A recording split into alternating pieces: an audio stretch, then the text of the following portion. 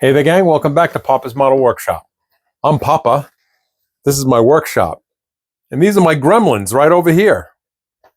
Come on in, gremlins. They're getting there. There they are. I told you they were there. Hello. Hello. It's Saturday and the whole gang is here. We had the whole bunch of them down here in the workshop earlier. Check out my Facebook page and you'll see the pictures. All right. I want to start off by giving a shout out to my new friend William out in Arizona.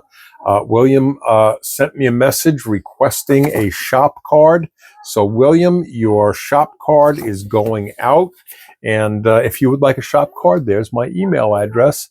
All right. And that's what William did. He took down my email address and he shot me an email, asked for a shop card, and that's what he's going to get. All right. And if you would like one, then there's my email address. If you're a content creator, there's my mailing address. Okay. And if you want to swap shop cards, I would love to do that with you. And there it is. There's my mailing address. Okay. I also want to take a moment and shout out to my friend Brian. Now, Brian and I were really good. Well, we're still good friends. But I've known Brian, gosh, going back to, I guess, high school.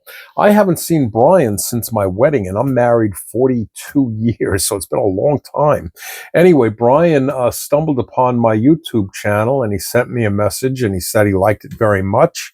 And that really is makes me feel good when a friend of mine, tells me that he sees what I'm doing and that he likes it. So anyway, I just wanted to take a minute and give a shout out to Brian. I hope you're doing well.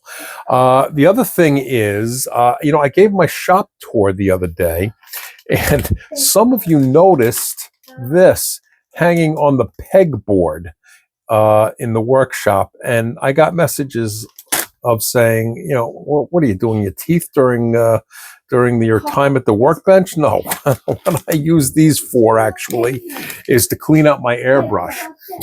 So when we go into the workshop, I'll actually show you, specifically what I mean. But no, I'm not doing my teeth while I'm building my build. So I'll tell you what, let's go into the workshop because I promised that I was going to discuss the Hasegawa mirror finish to do trim and chrome work and so forth. And I actually started applying it to the Chrysler 300. It's a little bit of a different type of a product. It took me a little bit to get used to it. And as I said, I just started doing it, so I really can't say that I'm really completely used to it. I'm kind of working my way along here and figuring things out, but it is a little bit of a different methodology. So as I said, let's go inside and I'll show you what I'm talking about, okay? Okay, gang, we're here at the paint bench, and let me start off with those little dental things that I showed you. And somebody actually noticed this sitting next to the paint booth in another video quite a while ago, actually. And that little bag of dental picks or brushes, whatever you call them, that's what this is, okay? Let me see if I can hold this so you can see it. There you go. All right. That's what was in that bag. And you take this off and a little brush there. You see that brush? Right? And I use that brush for getting down in here. Whoop, I'm dropping it now. Hang on. For getting down in here, and you can clean out your airbrush, but it gets right down in the throat. I don't know if you can see that. It gets right down in the throat. And when you are cleaning from this direction, if you take the nozzle off, again, this thing will fit right inside there. And it does a great job at cleaning out your airbrush. So that is what these are. Okay, and that was what was in the bag. All right, so let me get that out of the way. So if you're going to be doing, excuse me, chrome work, either bare metal foil, your traditional bare metal foil, all right, which is what I used here, all right, on the interior door panels. And I went ahead and I did the molding or this trim line in here. Okay, can you see that okay? All right, there you go. I think you can see that a little bit better. All right, I went right around, and that was done in bare metal foil, as were the window cranks. Okay, so that is the traditional bare metal foil. Now we have our Hasegawa mirror finish. Okay, and as you can see, they're not kidding when they say that this is a mirror finish. I mean, look at that. All right, so that is what I said I was going to try to experiment with, and I have applied it onto the Chrysler 300. Okay, that is the mirror finish right there, the mirror chrome, all right, and on the side here, and I've got it on the back. Whoops, right down in here. Okay, can you see that? All right, so here is what I have found out in just the short time that I have been using this. It is different from the bare metal foil. Here's the difference. When you cut out a piece of bare metal foil, you cut out your strip, you apply it, all right, and then you burnish it down, all right. A lot of times when you initially apply it, you can just kind of go over with your finger to burnish it down. Now, for you folks out there that are brand new, okay, burnishing is simply a fancy word for rubbing in. Okay, that's all that word means. Okay, and I have a number of things that I can use as burnishing tools, one of which can simply be your finger. All right, this is actually a burnishing tool. Right, can you see that? Has a little point on the front here, but it's kind of a blunted point. You don't want to go in with anything too sharp because you don't want to rip the chrome trim that you're using. All right, and it has these little ridges here in the back. Okay, so if you're coming up and trying to burnish down an area like this, for example, you can use these little ridges to kind of burnish that down. All right, and rub it in. Or see right here, this is kind of a rounded end. Okay, and you can use that as well. All right, so this has a number of uses, but you do not have to go to the extent of having to go out and find a burnishing tool. You can use something as simple as a Q-tip, all right, or a Tamiya cotton swab, all right. It's a little bit smaller, has a little bit of a point to it. That'll work, or you can even use a toothpick, all right. Now, if you elect to use a toothpick, I will strongly suggest this. You can use the side of it, okay? See that? Just like this, all right? To burnish down. Again, burnish means just simply rubbing it in. I don't know that I would really recommend going in with the point, because if this point, which is rather sharp, gets, right into that foil trim, it's going to rip it. All right. Now, if you're trying to get it into a recessed area here, I suppose you could use the point to push it in. But even then, I would really suggest going very slow and being very cautious. You could probably get away with it, but I wouldn't recommend using the point of a toothpick. All right, just my opinion. And please understand, everything that I'm telling you and that I'm going to tell you is simply my opinion. It is not the one and only right way. There are lots of ways to apply bare metal foil. I'm simply sharing with you my way of doing things. All right, so let's get to the differences with the bare metal foil versus the mirror chrome, okay? This was my first time putting it on. This piece in the front was the first piece that I took off of the backing paper and applied to the Chrysler. It came out okay. But if you really see, and I don't know if you can, I don't know if the camera's picking it up, but there's a couple of little rough spots in here. Okay. Typically trying to burnish that down with some of the tools that I just showed you, it doesn't work quite the same as burnishing down traditional bare metal foil. What I have found with this, okay, is that this is actually flexible. And to a tiny degree, you can even stretch it. And that's what I finally discovered by the time I got back here. All right. So what I did in the very front here with my very first piece, as I said, I tried to apply this like bare metal foil. I laid it down and then I tried to rub it in and burnish it and so forth. And it was a little cranky to work with. All right. Upon discovering that this is flexible and you can pull it and stretch it a little bit, okay, what I did to apply this was I cut off my piece and I actually made it taut.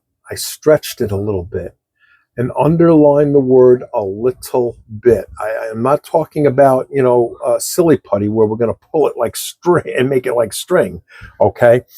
Just a tiny bit, but you want to make it taut. Let's put it in those terms.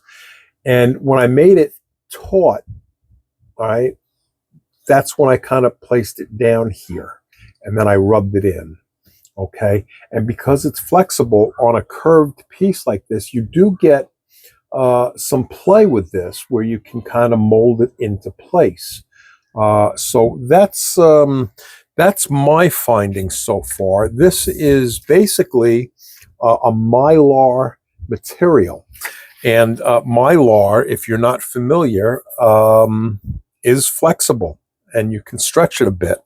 So what I have done is I've used these measuring calipers, all right? So I will measure a given area, okay? Like, where is the little, there it is, okay?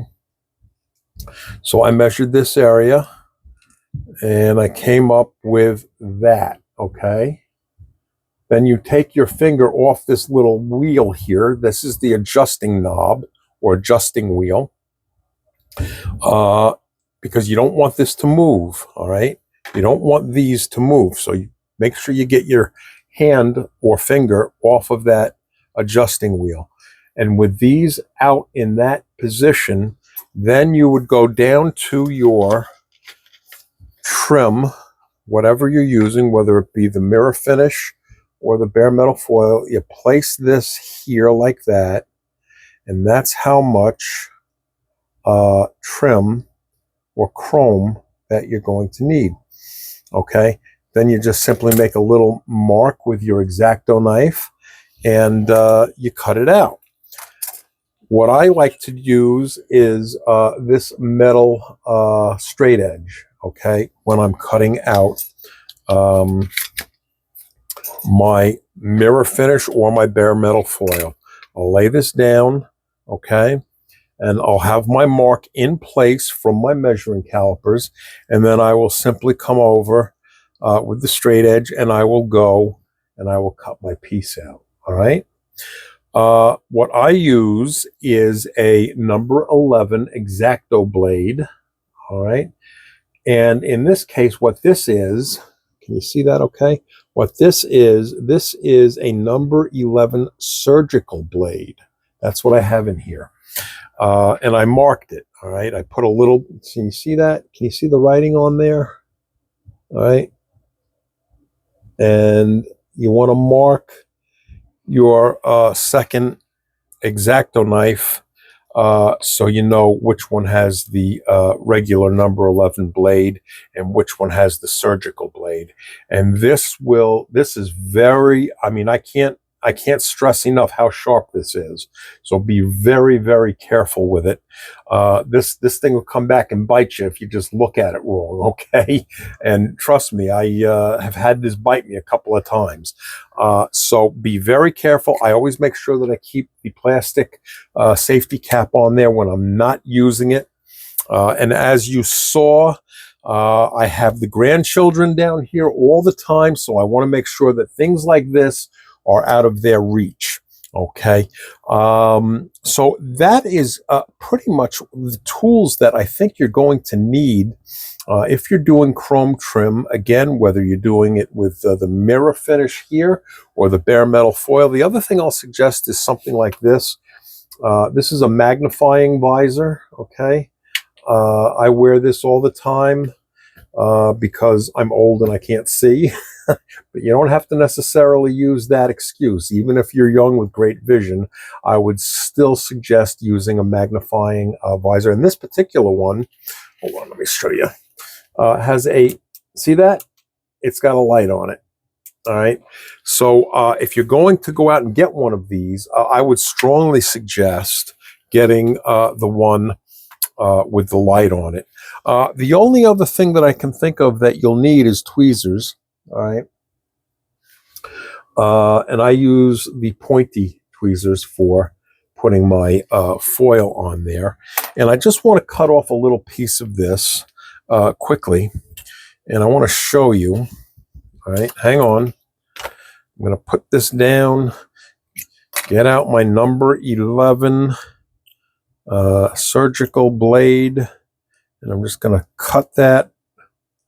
Okay, then I will take my tweezers and I will just push up the end there, peel it off, okay, and there's your piece. But what I want to show you is there is, get this in such a way that you can see it. Okay, can you see that okay? It's tough to see, but I can pull this. Can you see me pulling that? Can you see how I'm pulling that? Hard to see, but I am. And that is what you need to do. You need to pull it taut like that and then put it on your surface, okay? Again, I'm not an expert by any means. Repeating myself, this is my very first time using this mirror finish, okay? So no, that doesn't qualify me as an expert. This is just my initial impressions from this morning using this. And, you know, I have found that by doing it the way that I described, it works a lot better. And I think this piece went on rather nicely. All right, so I will continue working on the Chrysler 300 with this as my trim. And let me show you.